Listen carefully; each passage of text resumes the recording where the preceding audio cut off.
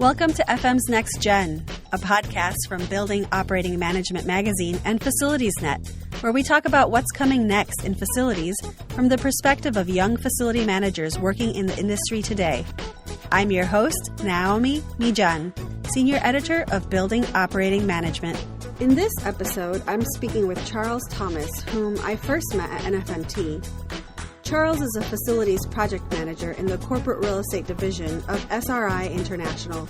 We're connecting here on video chat, but I'm just sharing the audio.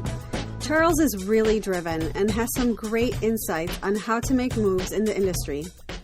Charles, thank you so much for joining us. To begin with, could you just tell us who you work for, what you do in your day-to-day?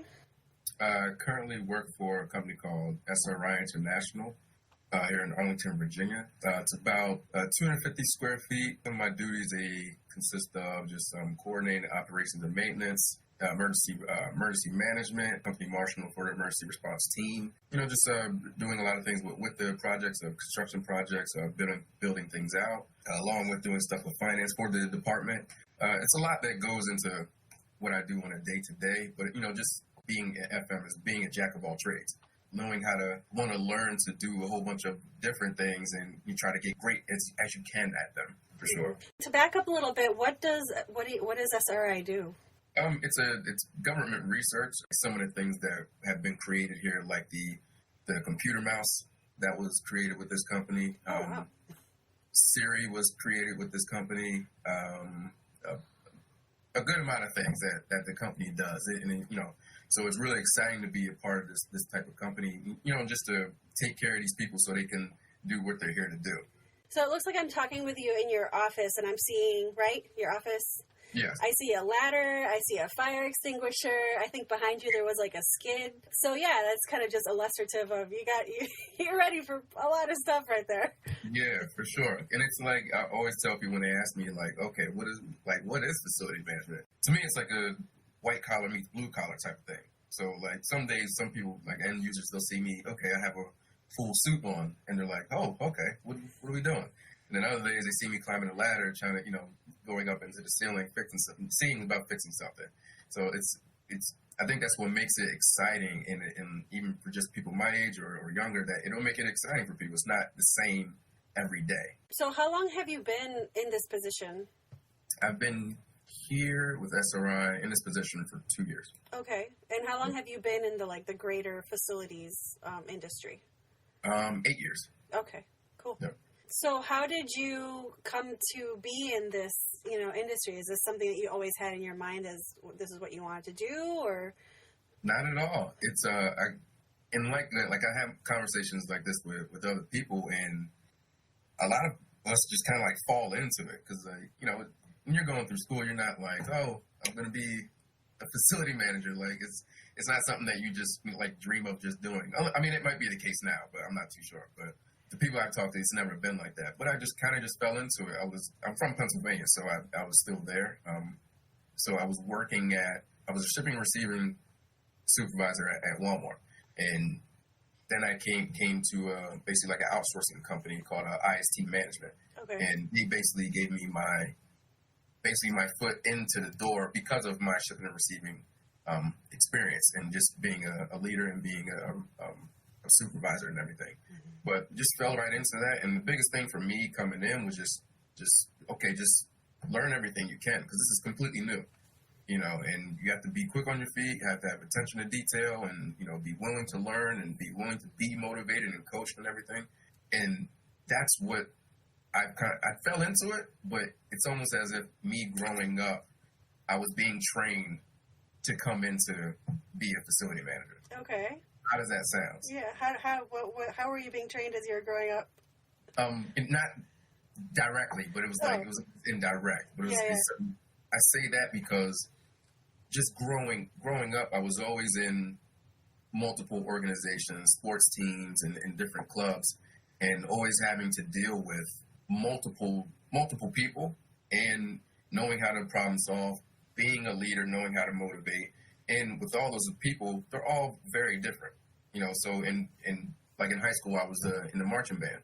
So if I'm a leader in a marching band, there's 200 plus people that I have to motivate, that I have to lead, Yeah. that are looking at me for certain decisions on how to act when we're at different football games or different competitions. It's like you get to know how to deal with a very diverse group. And that's kind of the same thing what we do on a daily basis in facility management with your end users or with your vendors or with your contractors. And like a lot of times you just kind of have to know how to communicate on a very high level of, and that's not even just us letting them know things. It's like you have to know how to interpret what they're telling you and, you know, certain things that they've gone through or how they're feeling about this, you know. And it's along those type of lines. And I've always had an interest in like trades and everything too. So knowing how to talk that language was a very big thing for me once I came into facility management. And that's what has brought me some of my success. That's really interesting because some of facility management leaders that I've spoken to in the past, they've said that, you know, being the facility manager is like being the orchestra conductor. And you can't be playing, you know, the trombone and also leading the orchestra at the same time. You have to lead and let your players play, and you know, everybody has their position. So that's interesting that you're. So what was your instrument? I was a percussionist. Nice. So I mean, what do you think of it so far? Oh, I love it. It's exciting. Like I get, you know, just the stuff that I get to do on a daily basis. It's just fun. Like I always joke around because I've heard like interviews of like Warren Buffett, and he'll say like, "Oh, I tap dance to work," and I feel that same way every time that I'm getting up to go to work, because like we spend so much time here. It's like if you don't like what you're doing or who you're doing it for, it's like why are you going to be there? You know, so once I really dove deep into facility management and really noticed like, wow, like I really have a high interest in this. It's like that's when I really started to take it more serious, and like now it's just like it's definitely something that's a part of my life. You know, I never looked at it as just a job. It was always a very big opportunity to expand, you know, my talents and my skills. And then like once that was going, it was just like this is where I belong, and it's going to catapult me to other places. So I was once upon a time in facilities very briefly. And so I can appreciate how much you can identify with the field and kind of your building and it's like your world. And then I was doing it when I had a pager. Is it still a 24/7 kind of job? It certainly is. And I don't like carrying two phones, so I carry one phone. Yeah. So whenever this thing just goes off, it could be personal, it could be work. Majority of times it's going to be work, but 24/7 on call, just in case something does happen in the building or in our space, we just have to know about it. Or, you know, if alarms are going off, we're going to be notified. Was that something that you had to get used to, or were you cool with that? It was fine. I think it's just the nature of the beast, you know, just being on call for certain things. I mean, you're taking care of a building, you know, you're taking care of like really just things that are always needed. You know, without the building, it's just where are these people going to go unless you just have some other site that, you know, that's on standby. But majority of companies, they don't have that. You know, they don't have that type of business continuity going on. Right. That spare building over there. So what would you say has been like your biggest success, the thing that you're most excited about when you think about it in your career so far? My biggest success is from when I first started in facility management. And I was working for IST management, and I didn't realize what I kind of got myself into until maybe like a few months after. And then everything just kind of started to click of what needed to happen, what could happen, where I could go from it. And that's when I started like writing down like my goals of what I wanted to happen down the line. And I'm a big believer in just writing down my goals and making sure that they come to life. So one of my first goals was, okay, because I came in, I was a service specialist. That's basically what it was called. And the next thing was like a assistant manager, and the next thing was a facility site manager, and the next thing was the operations manager.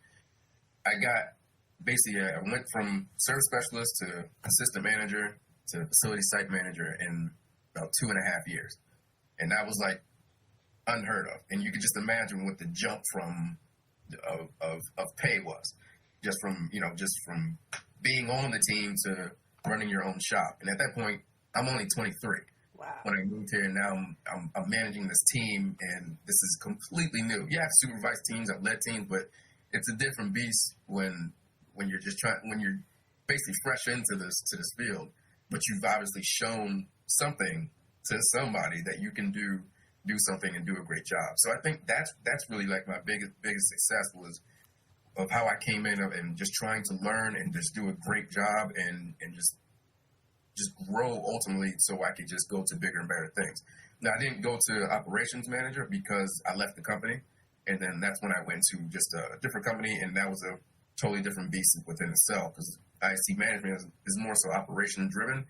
And then I went to the next company, which was more construction, and that was completely new to me. So, but I had to learn that, and the great thing about where I am now is that everything that I've done before, I think it's like that all in facilities. Like whatever you've done before, you can bring it all to the next thing that you're going to. So that's why I always, every opportunity of where I'm at, I try to take it so seriously because you don't know when you're going to use that. And then, the next job or the next opportunity or you having your own business down the line, you never know. So I think, so just to answer the question, I think my biggest success is me coming in and doing exactly what I said I was going to do and having that much success in that little bit of time. Mm-hmm. Everything else was just, just a bigger and better learning opportunity for other avenues in FM. Mm-hmm, mm-hmm. So I want to ask you about the challenges that you face too, but before we do that, I want to unpack a little bit of what you just said because I think you have, I'm interested to see how you got there. So you came into this field young and you were very focused and you had that like innate kind of management strategy that you honed in band partially. So what, that idea of, that very quick rise in facilities is possible, especially now in the industry that there's so much turnover happening. There's a lot of opportunity to move up, but it's not going to happen. It just doesn't happen. So what were your strategies? What did you do? Did you you come in at this level and then you saw what the next level was and you found out what are the skills I need for that and you developed those? Or how did you kind of go up that ladder like that? I worked with what I had just from all years of living life. So I was already a hard worker. My work ethic was through the roof. So if I had to stay late, I stayed late. If I had to come in very early, I would come in really early. I would travel from site to site, just to learn, okay, I have to learn this aspect of the operations. I have to learn this aspect of what's going on in the R&D building. I have to learn what else is going on in shipping and receiving. And then all along, you're still seeing a bunch of people. So if you're showing that you have great work ethic, your attention to detail is spectacular, you just love doing what you're doing and just love doing a great job, people are going to see it. And the more the people are talking, the more it's going to look great on you. So once the opportunities come up of hey, who do you think is next in line? Oh, yeah, Charles is next in line. Let's make him da-da-da-da-da. Mm-hmm. And that's how that stuff just kept going. And I still do that till this day. Mm-hmm. And it's almost looking at it as like politics almost, but it's kind of what it is. You have to know the right people, be around the right people, show you can do exactly what you're saying you can do.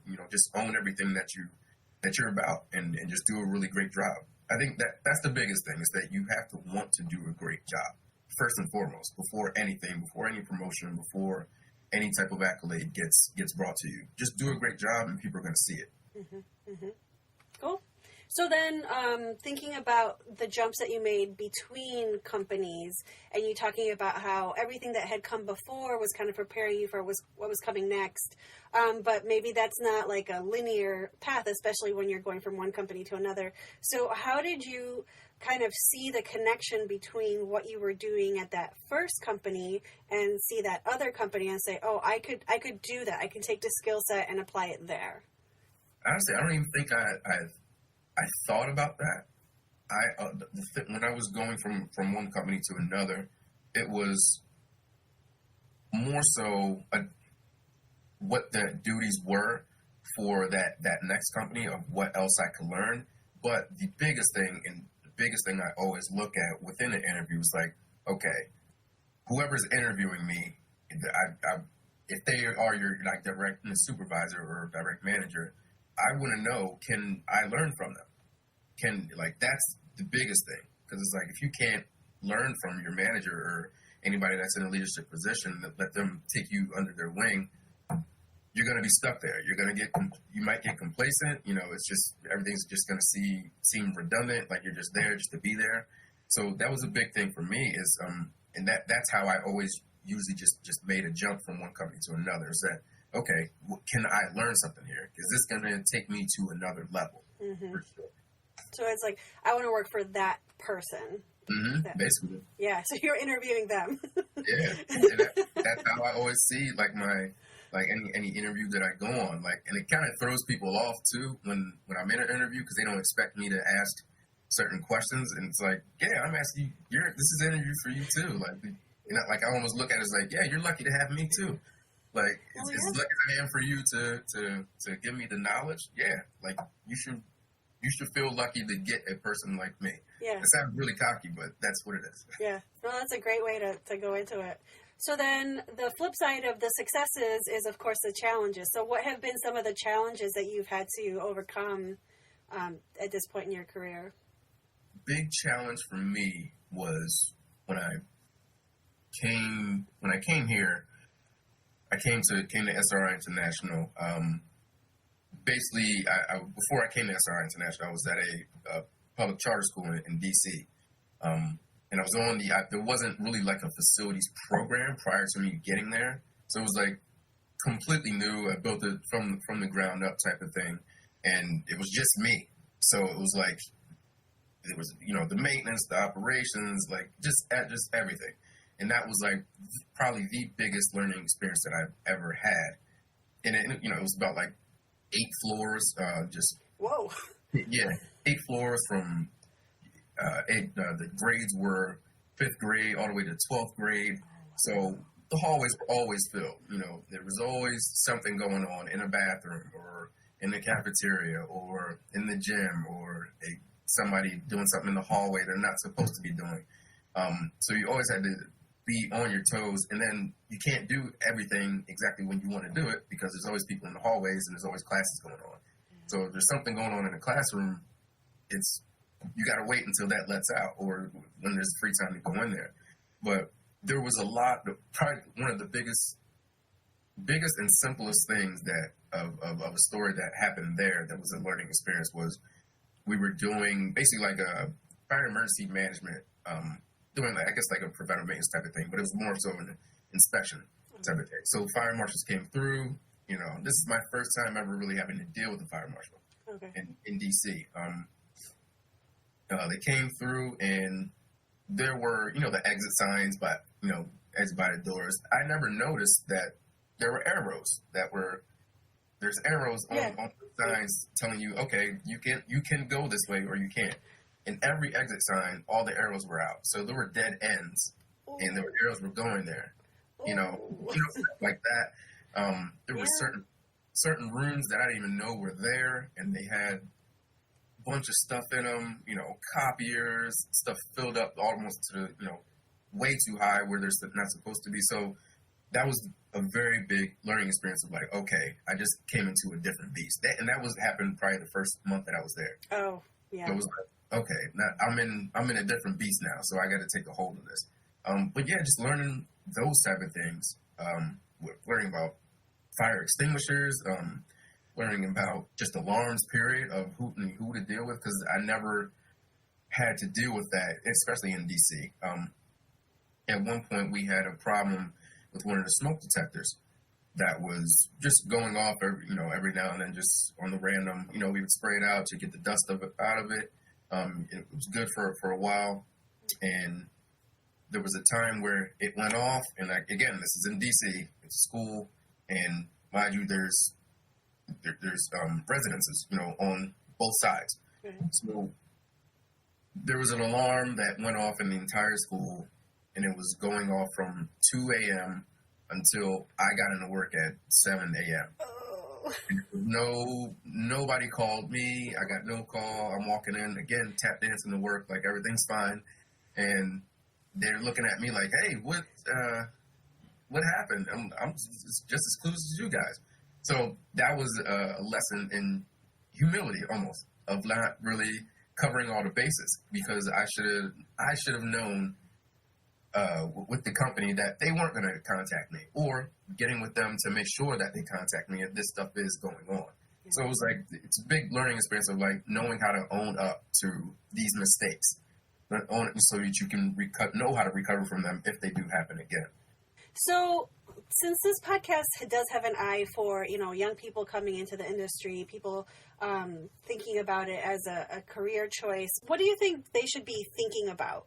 How should they be kind of exploring their options in this field? How should they be trying to approach it? I would say take advantage of any type of trade that you can learn while you're in school. If you're on the tail end, if you're a senior or if you're a freshman, so just try to take advantage. And of course, YouTube is always there, and you can always look at stuff like that. But taking advantage of the trades, taking advantage of the teachers that are teaching those trades, because you could always stay after school and just pick their brain about certain things. Because one of the biggest parts of an FM dealing with contractors and everything, a lot of times you just have to know the language.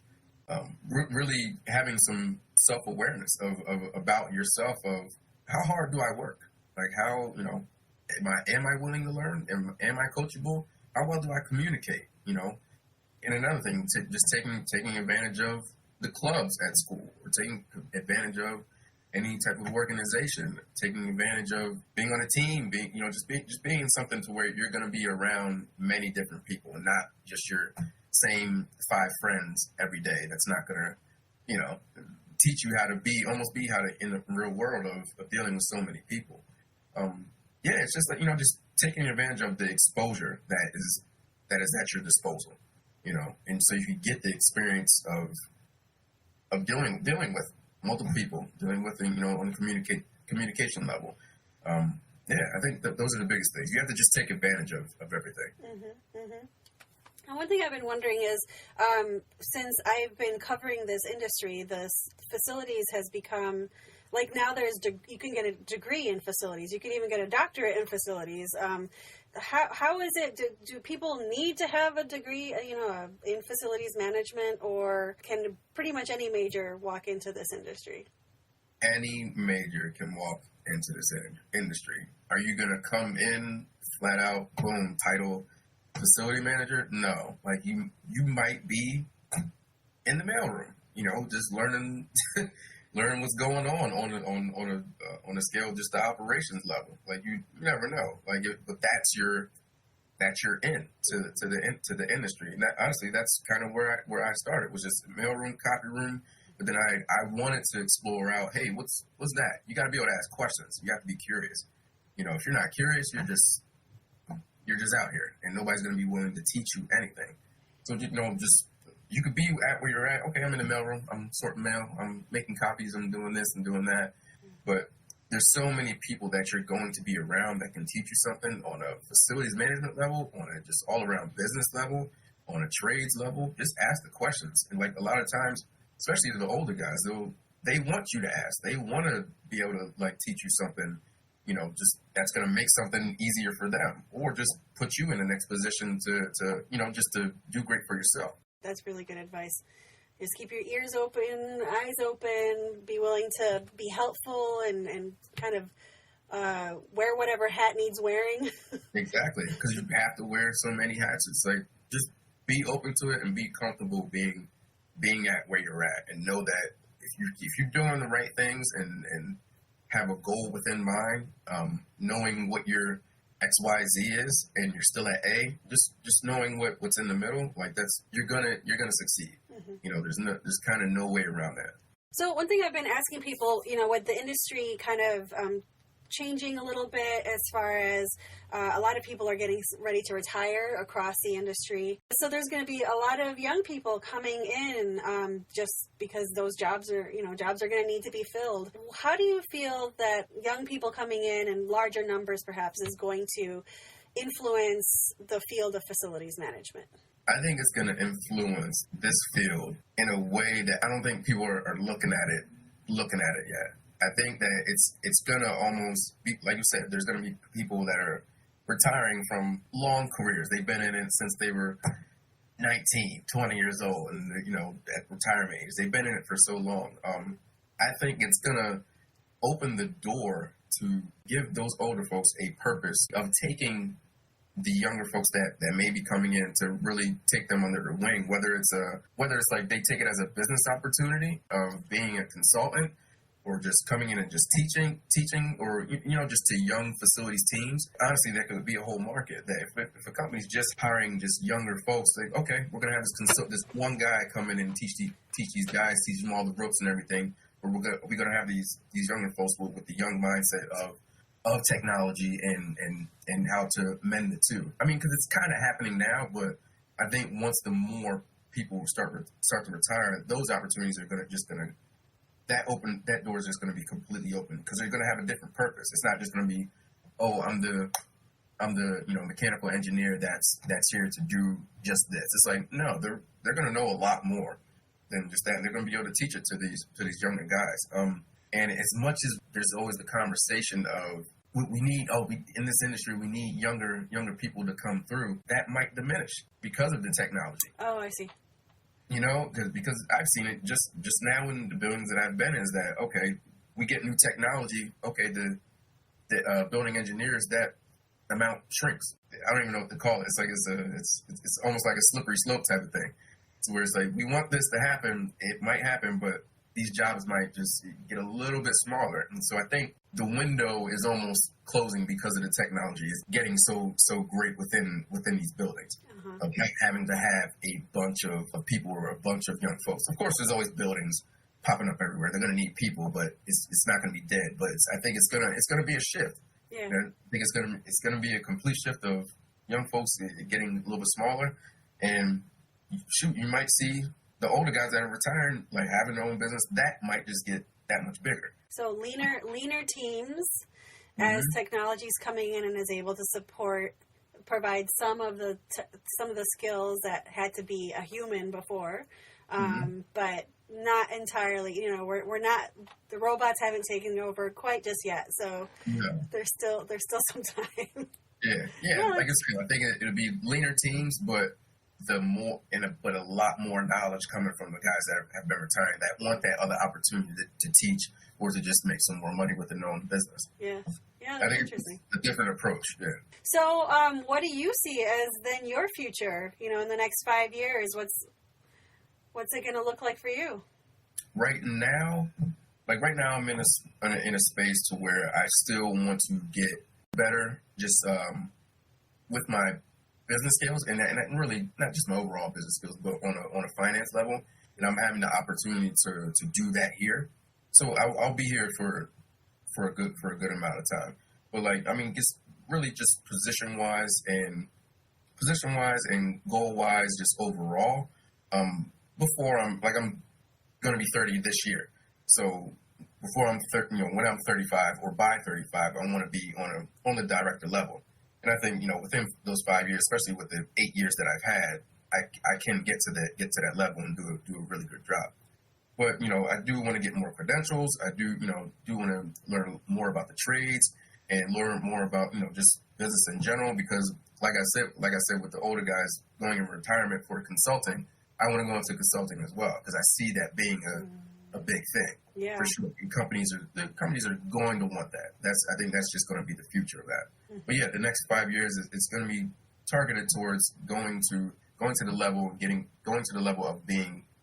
a director. Mm-hmm. Whether I want it to be within a university or of a hospital. Man, you have your plans. That's awesome. You know where you're going and how you're going to get there. I think people could definitely learn from that strategy. Well, Charles, this has been a really great conversation. Is there anything that I haven't thought to ask you or that you just wanted to bring up? I'll say this. One skill that definitely has to be in your toolbox is that you have to have great reasoning skills. There's going to be problems because, again, you're dealing with people and you're dealing with a building. You're dealing with machines, things that don't listen to you, you know, and same on the other end, there's going to be people that don't listen to you. You have an idea, they're going to say, nope, we're not doing that. That's not a good idea at all. Go back to the drawing board, you know, and you have to be able to take that. You have to be able to take that and come back like it kind of never happened. And if there is like a conflict from it, you have to know how to reason, not get mad, you can get mad, but not show it that you are mad. You have to come back like none of this stuff ever happened and know how to create the solutions to whatever problem that it is or that it was. That's really good advice. You know, keeping your head. Yeah.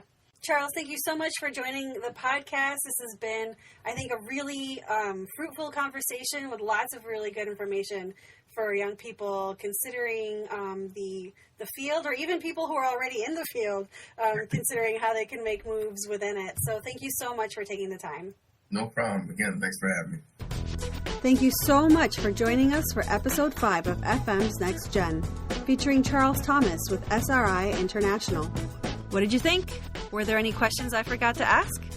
Let me know in the comments below or send me an email at naomi.mijan@tradepress.com. Be sure to tune in next week for the next episode of FM's Next Gen. And in the meantime, find everything you could ever want to know about facilities management at FacilitiesNet, the online home of building operating management and facility maintenance decisions magazines. I've been your host, Naomi Mijan, Senior Editor of Building Operating Management.